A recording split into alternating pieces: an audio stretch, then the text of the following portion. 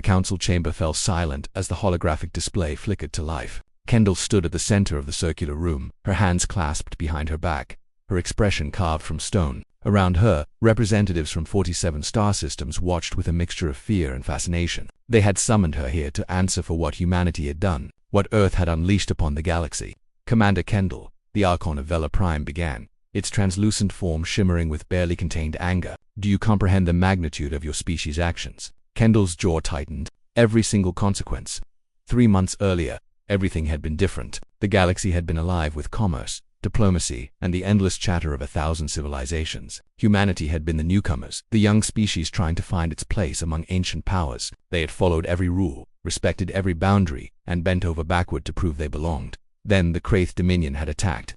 Earth. Roman had been on the lunar station when the first wave hit. He was a civilian engineer, not a soldier.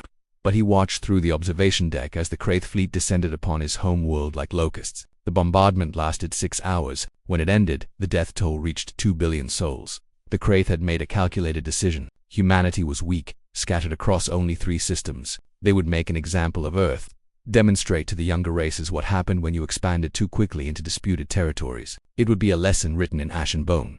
They had no idea what they were awakening. Kendall had been off-world too, commanding a small frigate on patrol near the outer rim. When the distress signals reached her, something inside her chest turned to ice, then to fire. She diverted immediately, pushing her engines beyond safety limits. But by the time she arrived, it was already over. She stood on the scarred surface of Earth, in what used to be New Shanghai, and made a promise to the empty sky. Show them the recordings, Kendall said now, her voice cutting through the council's murmurs. The hologram shifted. The Craith Dominion had controlled 17 star systems, each fortified with military stations and planetary shields. They had been a galactic power for 3,000 years. The recording showed their capital world, Craith Prime, as it had been gleaming cities, orbital rings, ships moving in graceful patterns. Then Earth's reprisal began. Roman had volunteered immediately. Every human had. The species that prided itself on diplomacy and cooperation had shown another face, one that had been hiding beneath the surface since their ancestors had first sharpened sticks and stones. They called it the Reckoning Fleet. Humanity didn't just want victory, they wanted extinction. The first Craith system fell in 17 minutes. Human vessels emerged from slipspace at impossible angles. Their new weapon systems developed in 3 weeks of frenzied research tearing through shields like paper. They didn't target military installations alone. They targeted everything. Power grids, water supplies, communications, farming stations. They wanted the Craith to understand what it meant to watch your world die. But they didn't stop there. Roman had been assigned to a ship called the Vindication. Its sole purpose was psychological warfare. They broadcast the screams from Craith Prime across every frequency, made sure every Craith colony heard their capital burning. They hacked their networks, filled their screens with images of devastation, played recordings of Craith children crying for parents who would never come home.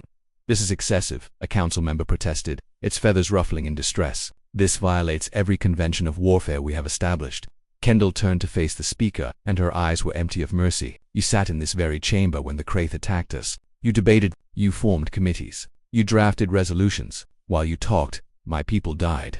The hologram continued its grim display. System after system, the Craith Dominion crumbled. Their fleets scattered, their colonies surrendered. But humanity showed no interest in surrender. They wanted eradication. Roman's ship had been present at the final assault on Craith Prime. The planet's shields had fallen days earlier, and now human forces moved through the cities with methodical precision. They weren't just soldiers anymore. They were something darker, something that frightened even themselves. They had become what they needed to become to survive.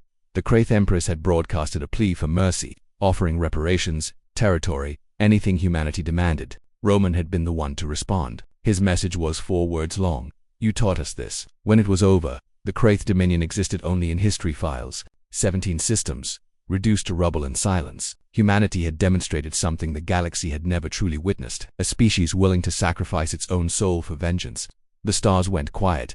Kendall continued, her voice softer now but no less intense. After we finished, for 3 days, every civilization in this sector stopped broadcasting. They stopped trading, stopped traveling. They sat in silence, trying to comprehend what they had witnessed. The council members shifted uncomfortably. They had all felt it, that terrible moment when they realized humanity was not like them. These newcomers had shown a capacity for violence that made ancient warrior races look like philosophers. You want us to answer for our actions, Kendall said, spreading her arms wide. Here we stand. Judge us if you dare. But understand this. We did not start this war. We finished it. And if any species in this galaxy ever threatens Earth again, they will learn the same lesson the Craith learned.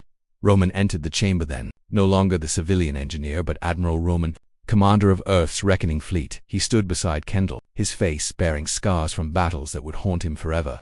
"We gave you a gift," Roman said quietly, his words carrying weight in the silent chamber. "We showed you what happens when you push humanity too far. Consider it a mercy. The Craith learned too late. You still have time to remember."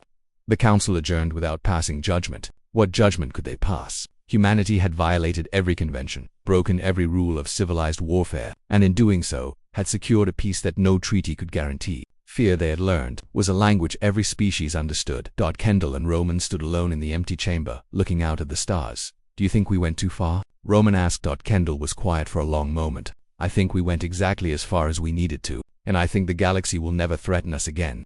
She was right. In the aftermath of the Craith Dominion's fall, a new era began. Humanity's neighbors treated them with cautious respect, careful never to provoke, always mindful of the sleeping giant they had awakened once before.